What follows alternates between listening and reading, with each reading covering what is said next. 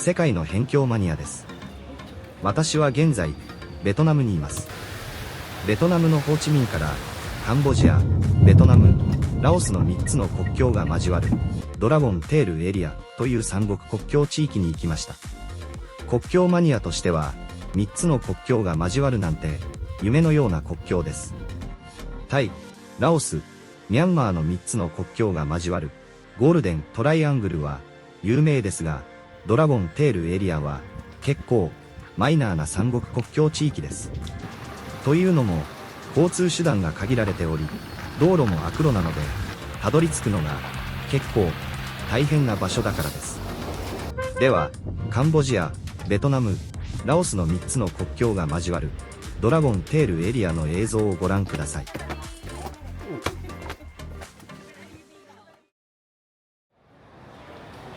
ベトナム、ホーチミンのタンソンニャット国際空港に到着しました。空港の出入り口の目立つところに、タンソンニャット国際空港国際旅客ターミナルは、日本国政府からベトナム社会主義共和国政府への国際協力銀行を通じた円借款を受けて、南部空港公団が建設したものです。と、書かれた看板があります。空港からホーチミンの街中へタクシーで移動します。ホテルにチェックインして食事に行こうと外に出てみると、東南アジア特有のスコールです。道路は水没してしまい、深いところは膝近くまで水があります。サンダルも持ってきていたのですが、この時は靴を履いていたので、靴を脱いでホテルのフロントに預けて、ズボンを膝までめくり、裸足で食事に行きました。食事を終えて、雨の中、裸足のまま、カンボジア、ベトナム、ラオスの3つの国境が交わるドラゴンテールエリアまでの行き方を調べに旅行会社に行きました。しかし、そんなところに行く人はいないのか、旅行会社の人も場所を知らなかったり、行き方がわからず、何件も旅行会社をたらい回しにされて、やっと近くの町まで行く寝台バスのチケットを予約できました。明日の昼に出発、約19時間かかります。その先は、今、誰に聞いてもわからないので、バスを降りてから、ドラゴンテールエリアまで行く方法を探すことにします。翌朝、雨も上がり、すっきりとした晴天。ホテルの窓からの景色です。午前中は、少し散歩して、お昼にはバスターミナルに向かいます。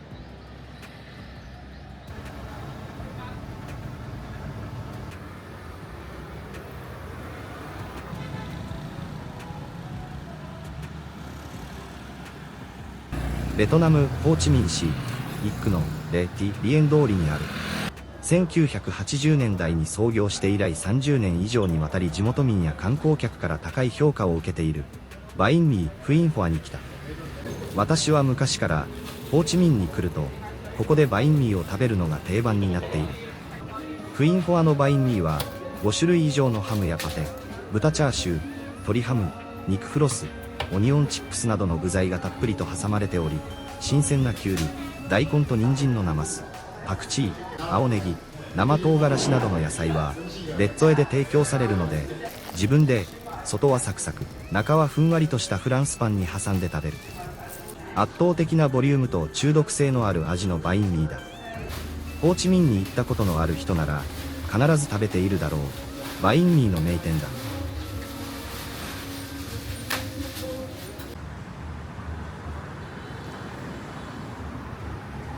お昼になったのでバスターミナルに向かう。ベトナムはバイク大国。排気量 50cc 以下の原動機付き二輪車には運転免許が不要だそうだ。1990年代以降に日本の中古バイクなどが流入し、ホンダが 79.3% と圧倒的なシェアを誇る。ベトナム国内の 86% の世帯がバイクを保有しているという調査もあり、東南アジアで最も利用率が高い国とされる。寝台のリムジンバスを予約している。19時間、バスに乗って約3400円。リムジンバスにしても、日本と比べると安いものである。旅行会社に聞いたバスターミナルに、約束の13時に到着した。しかし、もう少しここで待っていろ。もう少しここで待っていろ。と、夕方6時頃までバスターミナルで待たされ、小さな8人乗り程度のマイクロバスに乗せられる。バスターミナルの係員に、なぜ、このバスなのか、と、聞いても、これで OK。大丈夫。という。言葉も通じないし、係員は、それ以上、話す気もなし。翻訳アプリを使う気もない。これはリムジンバスでもないし、寝台バスでもない。騙されたのか。荷物も勝手にマイクロバスに乗せられ、もう、これに乗るしかない。30分ほど走ると、大きなバスターミナルに到着した。そういうことだったのか。疑って悪かった。しかし、もっと説明が欲しかった。それに5時間も待たされるのはきつい。辺境に行こうとすると、よくある、細かいトラブルだ。そんな小さなことは気にしないで、前向きに進もう。大きなバスターミナルの係員に、チケットを見せると、ようやく、大きな寝台バスに案内された。一安心である。荷物を乗せようとバスの下を見ると、バイクが乗っているのには驚いた。それはさておき。パッと見ると、綺麗なバスだが、リムジンバスではなく、普通の寝台バスだ。また、騙されたような気分になったが、ここまで来たら諦めるしかない。バスの中は、東南アジアによくある、2段ベッドの寝台。プラスチックのカチカチシートに、幅も長さも、激狭いベッドである。ホーチミンを出発した。シートは、お尻のところがくぼんでおり、背中の部分が斜めになっているので、寝返りを打つこともできない。上を向いたまま、完全固定のシートだ。これで長時間はきつい。ホーチミンを出発して2時間ほど進むと、道路が急に悪くなってきた。揺れる、揺れる。寝転んでいるのに、お尻が浮いてしまうほど揺れる。こんな状態で寝れるわけがない。体が全く動かせないので、このまま、全身が固まってしまいそうな乗り心地だ。乗り物酔いするとか、しないとか、そんなレベルではない。2段ベッドの上から落ちないように、しっかりと、捕まっていなければいけない。こんな状態で寝れるわけがない。他の乗客はどうしているのだろう。と、周りを見るが、実はほとんど乗客はいない。数人しか乗車していないのだ。その人たちもカーテンを閉めているので見えないが、おそらく、私と同じで、シートにしがみついているであろう。どんなバスだ。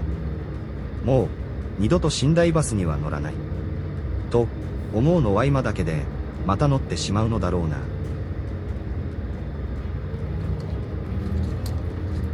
眠れない夜。シートにしがみついて、外を眺めることしかできない。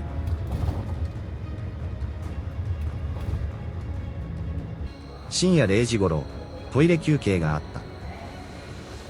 食堂もあるが、メニューもない、ローカルな食堂だ。お腹も減ってないので何も食べない。売店もあるが、ジュースとお菓子が売っているだけ。飲みたいジュースも、食べたいお菓子もないので、水だけ買った。ただ、水も飲みすぎは禁物だ。次に、いつ、トイレ休憩があるかもわからないので。休憩から出発しましたが、悪路は続き、真っ暗闇の外を眺めて、時間を過ごします。夜が明けてきました。時折、うとうとしましたが、ほとんど寝れませんでした。のどかな田園風景が続いています。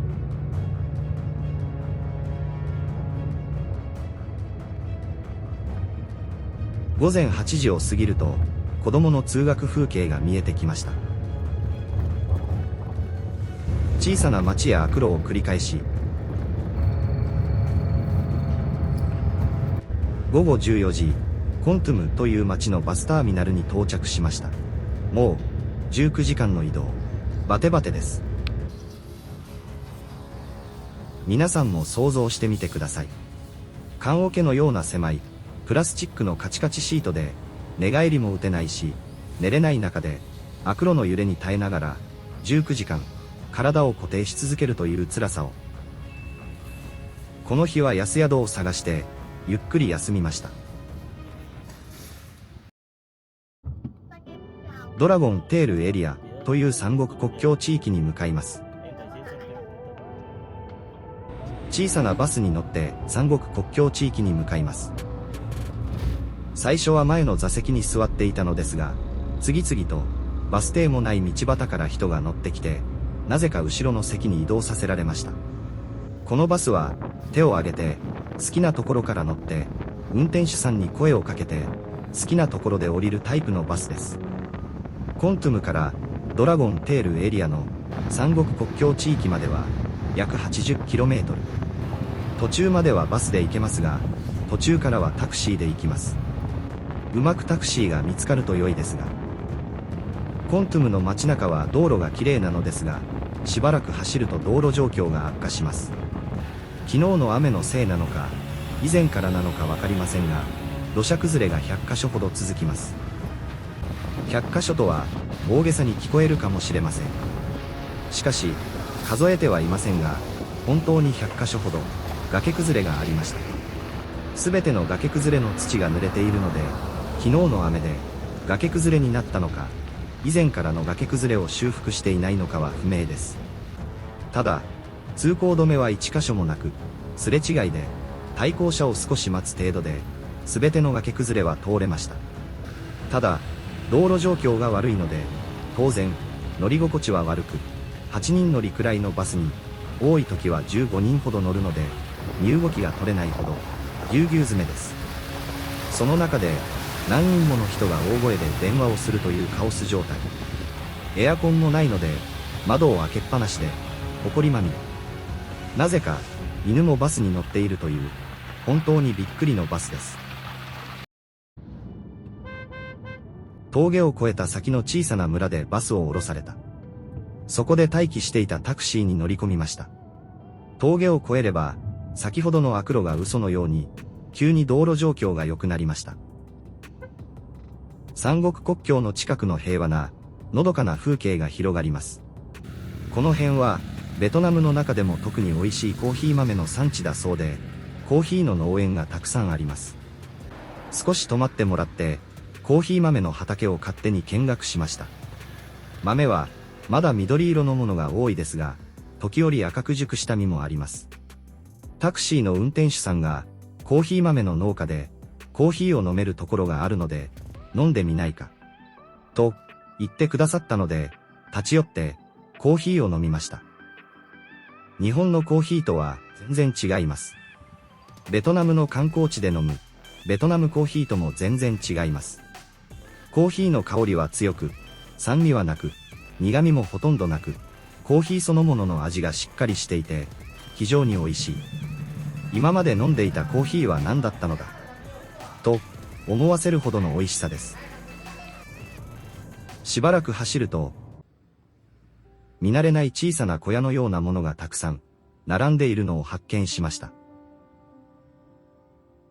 タクシーの運転手さんに、あれは何ですかと聞くと、墓地だと教えてくださり、立ち寄ってくださいました。このような屋根のついた墓地は初めて見ました。十字架が見えたので、キリスト教ですかと聞くと、仏教とカトリックが一緒に埋葬されていると教えてもらいました。それにしても、この形、この数、この光景は圧巻される墓地でした。辺境に行くと変わったものもたくさん見ることができます。さて、改めてドラゴンテールエリアという三国国境地域に向かいます。小さな村を抜けると民家が少なくなってきます。道路は綺麗ですが、周りは野山や畑だけになってきました。国境マニアの私は、この辺まで来ればドキドキワクワクしてきます。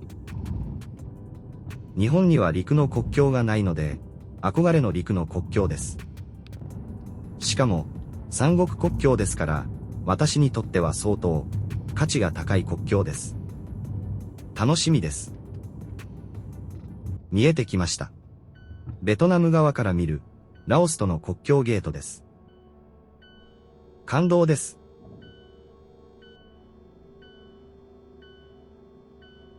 タクシーの運転手さんが国境警備員に交渉してくれて、なぜか中に入れてもらうことができました。ここはボイ国際国境ゲートという国境ゲートです。ここからカンボジアに行くことはできません。カンボジアに行くには一旦ラオスに入国して別のコンタム省の国境からカンボジアに入国しなければなりません。当然、日本人は通ることはできません。見えてきました。奥に見えるのが、ラオス・プーケオ国際ゲートのアーチ門です。この門の向こう側はラオスです。ラオス側の国際ゲートは、ラオスの伝統建築のラオス寺院を模した三角屋根の多段構造になっており、中央にはラオスの国章、アヌラット・パテート・ラオ。アーチ部分に英語・ラオス語の国境名、ホーケウアインターナショナルボーダーチェックポイントと書かれています。U ターンして戻ります。ベトナム・ラオスの国境ゲートを見れたので大満足です。しかも、特別に国境ゲートの中まで入れてもらえたので、本当に大満足です。しかし、ここがメインの目的地ではないのです。ベトナム、ラオス、カンボジアの三国国境点がメインの目的地です。ベトナム、ラオス、カンボジアの三国国境点は、ここから約 13km の位置にあります。ちなみに、この国境ゲートに書かれている、クアカウクオックテーボーイの、クアカウクオックテーは、国際国境ゲートという意味で、ボーイは、少数民族語で、境界の地、川沿いの意味を持つとされる、ベトナムコンタム省ゴックホイ郡の地名だそうです。それでは、ここから三国国境点に向かって進みます。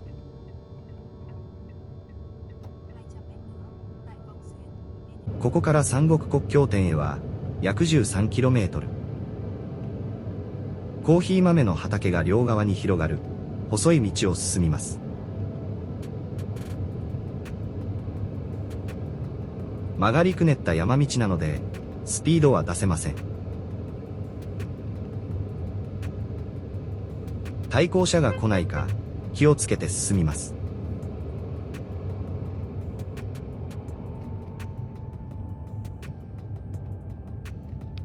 この道の周りは、ほとんどコーヒー豆の畑です。細い山道を、どんどん進みます。この先に、地図で見る、国の端っこみたいな場所。三つの国が一つの点で触れ合う、三国国境点がある。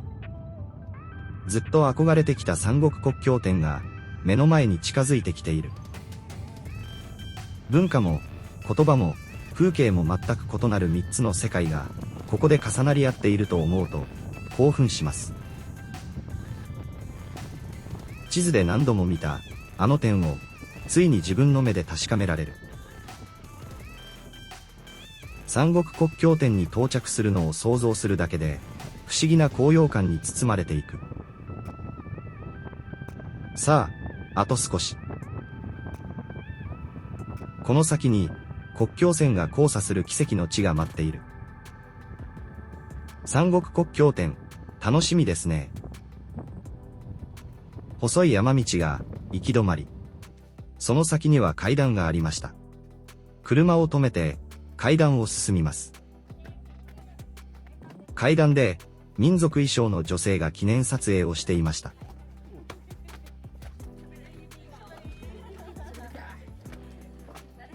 この階段の先に、三つの国が一つになる、あの場所が待っていると思うと、足を運ぶたびに、胸の奥が一層、高鳴っていく。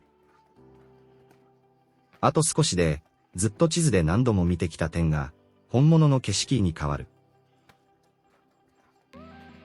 この一歩が、たまらなく楽しい。おーおー。見えてきた。ずっと遠い場所だった、地図で毎日見ていたあの点が。今、目の前に本物として立っている。胸の奥がどんどん熱くなる。そしてここにたどり着くまでの苦労と労力、時間、費用。すべてが一つに凝縮された、教会の象徴。遠かった。地図の上でしか見れなかった世界が、今、現実に自分の目で見える距離にある。この瞬間のために旅をしてきたと思えるほどの、深い感動がこみ上げてくる。感動と緊張で、カメラの撮影位置がずれたので、もう一度。こちら側がベトナム。今、私はベトナムにいます。こちら側がカンボジア。今、私はカンボジアにいます。こちら側がラオス。今、私はラオスにいます。うわー。感動です。この先に見える景色がカンボジアです。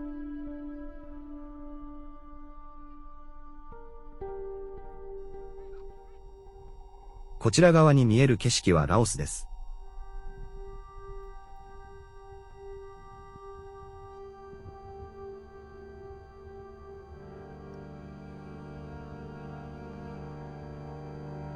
三国友好の石碑。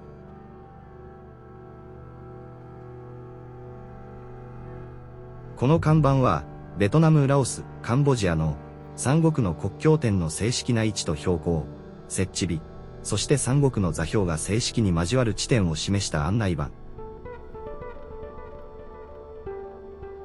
最後に、もう一度、感動を味わうための撮影。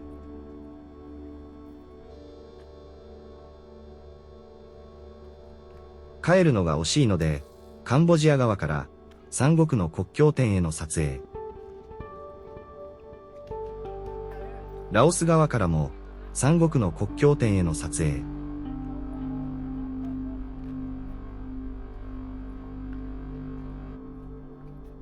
名残惜しいですが、帰ります。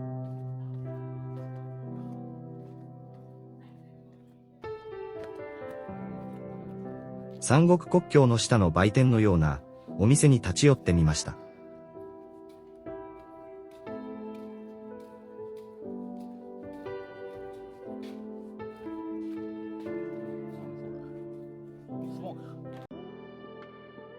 これは何か尋ねてみると。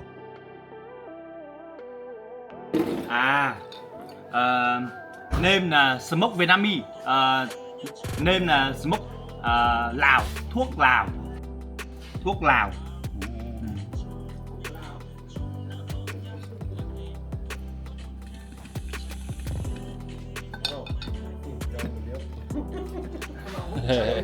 Vô Smoke.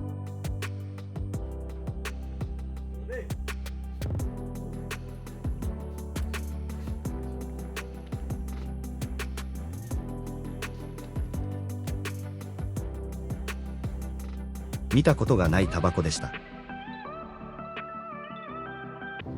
さて、名残惜しいですが、帰るとします。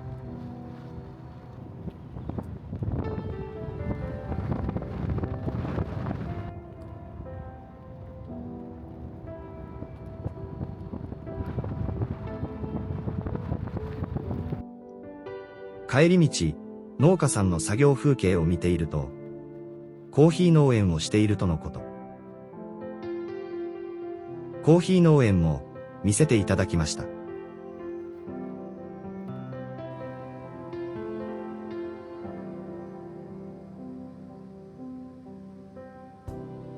三つの国が交わる三国国境。そこに立つと何かが変わる。人も文化も言葉も違うのに、同じ空の下でつながっている。三つの国をつなぐその一点が、今日、自分の中で記憶に変わった。一つの旅が終わって、新しい旅が、また静かに始まっていく。次の動画も、強烈なところに行くので、お楽しみに。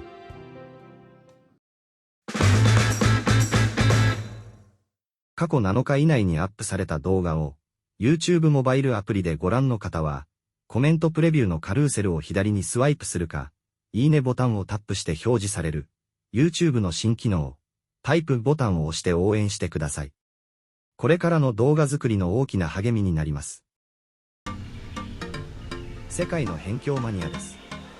このチャンネルでは、日本人がほとんど行かない、辺境や秘境ばかり行っています。旅して回った国は、70カ国以上。有名観光地には興味がなく、日本人がほとんど行かない辺境の地で少数民族の生活と触れ合うのが好きです。